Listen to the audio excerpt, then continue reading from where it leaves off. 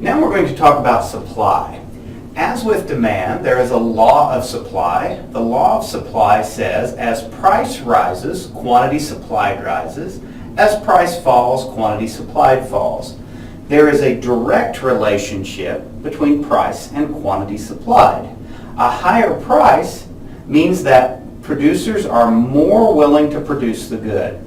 You can think of this in terms of yourself. If your boss was to come to you and offer to pay you, say, double time, you would be willing to supply more of your hours to him. Well, those that are producing goods look at it the same way. A higher price induces them to produce more of the product.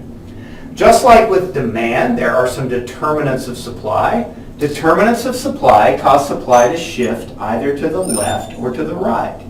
An increase in supply is a shift to the right. At each price, a higher quantity is supplied.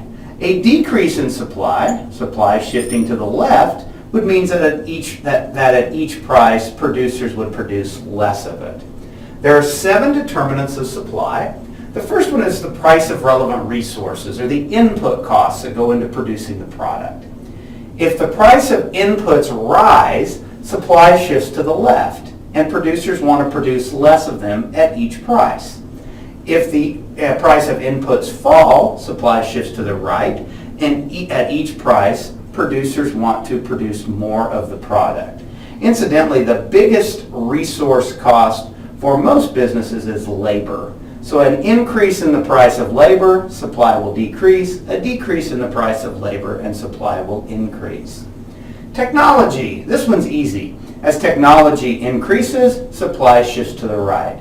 We don't normally think of technology decreasing, but if it did, supply would shift back to the left. Government restrictions or regulation. If we regulate an industry, supply will decrease or shift to the left, and at each price, producers will want to produce a smaller quantity of the product.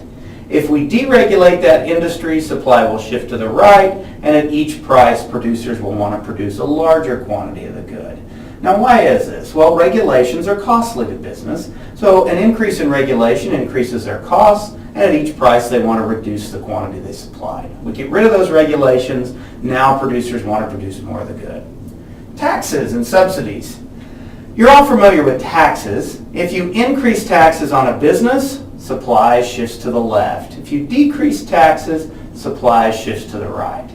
But what is a subsidy? A subsidy is when the government actually pays you to produce something. The government comes to the producer and says, man, we think this is such a good product you're producing, we're going to give you $5 for each one you produce. If we subsidize a product, supply increases. If we remove a subsidy, supply decreases. The subsidy that you're probably most familiar with would be a grant to go to school. Increasing the amount of grants we give for college education increases the supply because now schools can enter the market and capture those grant dollars.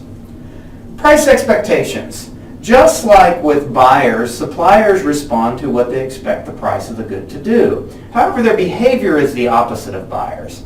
If a seller expects the price of a good to fall in the future, he will increase his supply today so he can get rid of it at the higher price.